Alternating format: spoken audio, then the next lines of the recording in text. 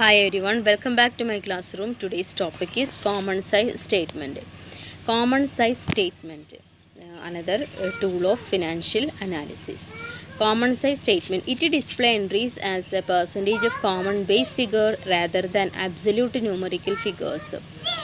Here items are converted into percentage taking some common base. Common size statement include common size balance sheet and common size income statement. ഇപ്പോൾ common size statement എന്ന് പറയുന്നത് another ടൂളാണ്. ഇവിടെ common ബേസിനെ compare ചെയ്ത് percentage ആണ് calculate ചെയ്യുക, absolute ഫിഗറിലല്ല കാണിക്കുന്നത്. Common ബേസിനായിട്ട് compare ചെയ്തിട്ട് പെർസെൻറ്റേജിലേക്ക് കൺവേർട്ട് ചെയ്യുകയാണ് ചെയ്യുന്നത്. ഇതിനകത്ത് കോമൺ സൈസ് ബാലൻസ് ഷീറ്റും വരുന്നുണ്ട്, അതേപോലെ common size profit and loss account അതായത് ഇൻകം സ്റ്റേറ്റ്മെൻറ്റും വരുന്നുണ്ട്. ഇതിൻ്റെ പർപ്പസ് എന്തൊക്കെയാണെന്ന് നോക്കാം. Purpose of common size statement to provide a common base for comparison ഒരു common base പ്രൊവൈഡ് ചെയ്യുക എന്നുള്ളതാണ് ഒരു objective. then to present changes in various items in relation to net sales, total asset or total liabilities. ഇവിടെ various ഐറ്റംസിൽ വരുന്ന change എന്താണെന്നുള്ളതാണ് present ചെയ്യുന്നത്. അത് നമ്മൾ income statement ആണെങ്കിൽ നെറ്റ് സെയിൽസുമായിട്ട് കമ്പയർ ചെയ്യും, ഓരോ ഇൻഡിവിജ്വൽ ഐറ്റം നെറ്റ് സെയിൽസുമായിട്ട് കമ്പയർ ചെയ്യും. ബാലൻസ് ഷീറ്റ് ആണെങ്കിൽ ടോട്ടൽ അസറ്റ് അല്ലെങ്കിൽ ടോട്ടൽ ലയബിലിറ്റി ഒന്ന് തന്നെ ആയിരിക്കും. അസറ്റിൻ്റെ ടോട്ടലും ലയബിലിറ്റിയുടെ ടോട്ടലും ഒരേ ടോട്ടൽ ആവുമല്ലോ. ആ ടോട്ടലായിട്ട് ഓരോ ഐറ്റംസും കമ്പയർ ചെയ്തൊരു പെർസെൻറ്റേജ് കാണുകയാണ് ചെയ്യുന്നത്. then to establish the relationship between various items of financial സ്റ്റേറ്റ്മെൻറ്റിൽ തന്നിട്ടുള്ള ഓരോ ഇൻഡിവിജ്വൽ ഐറ്റംസും ഫിനാൻഷ്യൽ സ്റ്റേറ്റ്മെൻറ്റിലെ ഓരോ ഇൻഡിവിജ്വൽ ഐറ്റംസും കോമൺ ബേസുമായിട്ട് കമ്പയർ ചെയ്ത് ആ റിലേഷൻഷിപ്പ് എസ്റ്റാബ്ലിഷ് ചെയ്യുക എന്നുള്ളതാണ് അനദർ പർപ്പസ് പറയുന്നത്. ഓക്കെ, ഇനി കോമൺ സൈസ് ബാലൻസ് ഷീറ്റ് എന്താണെന്നുള്ളതാണ്. ഇവിടെ നമ്മൾ common size balance sheet prepare ചെയ്യുന്നത് എങ്ങനെയാണെന്ന് വെച്ചാൽ ബാലൻസ് ഷീറ്റിൽ ഇൻഫർമേഷൻസ് വെച്ചിട്ടാണ് common size balance sheet prepare ചെയ്യുക. അതേപോലെ ഇൻകം സ്റ്റേറ്റ്മെൻറ്റ് നമുക്ക് ക്വസ്റ്റ്യനിൽ തരും.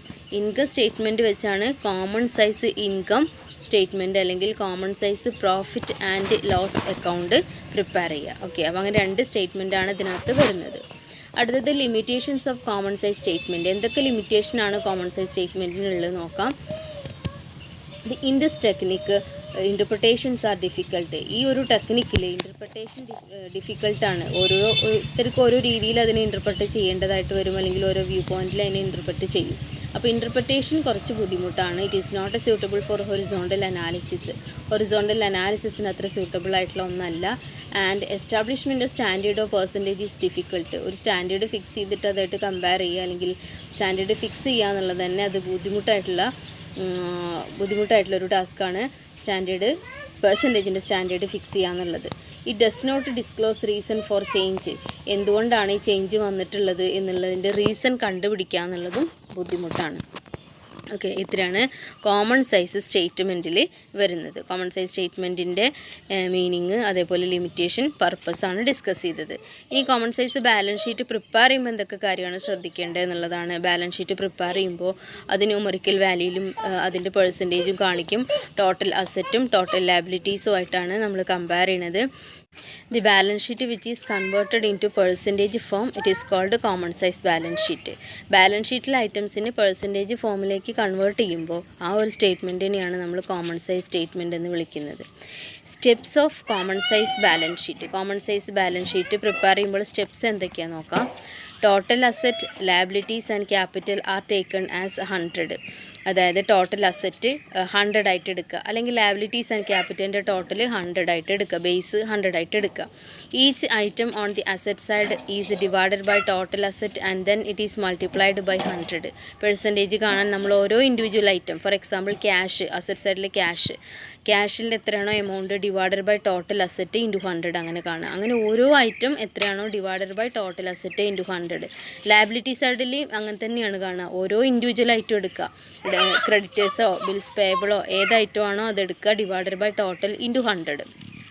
Okay, each item on the liability side is divided by total of liabilities and capital then multiplied by 100. അങ്ങനെ ഓരോന്നിൻ്റെയും പെർസെൻറ്റേജിലേക്ക് എക്സ്പ്രസ് ചെയ്ത് കാണിക്കലാണ് ഈ ഒരു സ്റ്റേറ്റ്മെൻറ്റിൽ ശരിക്കും പറയുകയാണെങ്കിൽ ചെയ്യുന്നത്. ഓക്കെ, ഇനി കോമൺ സൈസ് ഇൻകം സ്റ്റേറ്റ്മെൻറ്റ് ആണെങ്കിൽ ഇതുപോലെ തന്നെയാണ്. അതായത് ഇൻകം സ്റ്റേറ്റ് അല്ലെങ്കിൽ പ്രോഫിറ്റ് ആൻഡ് ലോസ് അക്കൗണ്ടിൽ ബേസ് ആയിട്ട് എടുക്കുന്നതാണ് നെറ്റ് സെയിൽസാണ്. അപ്പോൾ നെറ്റ് സെയിൽസുമായിട്ടാണ് നമ്മൾ എന്ത് ചെയ്യുന്നത്, കമ്പയർ ചെയ്തിട്ട് പെർസെൻറ്റേജ് കാണാണ് ചെയ്യുന്നത്.